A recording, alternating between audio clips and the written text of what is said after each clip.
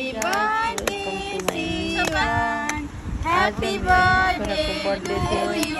हामी फुलबारी घुम्न गएको छोरालाई लगेर बच्चा लगेर गएपछि त्यस्तै हो, दुःख मात्र पाइन्छ। दुःख भयो धेरै। बाबु मान्दै नमान्ने 1 वर्षको भयो मेरो बेबी। सबै भएर गहौँ, दिदी बहिनी भाइ भएर गएको यहाँ।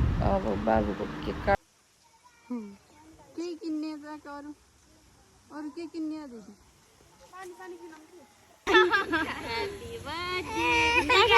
Happy birthday, Sivan.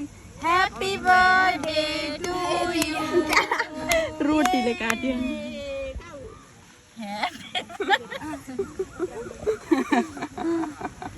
Happy birthday. Cake काटेर खाइयो हामीले पनि।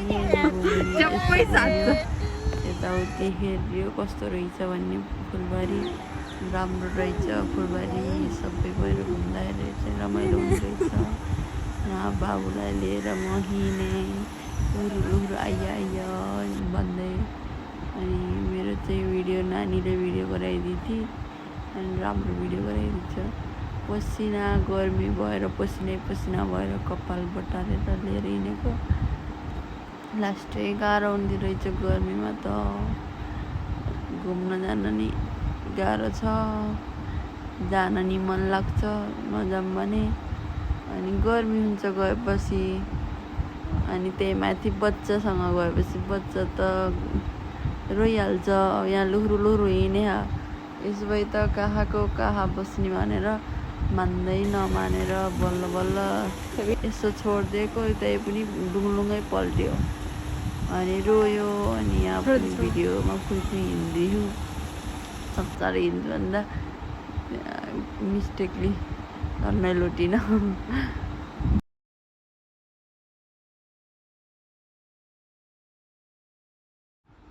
यहाँ एउटा साइकल रहेछ, साइकलमा फोटो खिचौँ भिडियो गरौँ भनेको।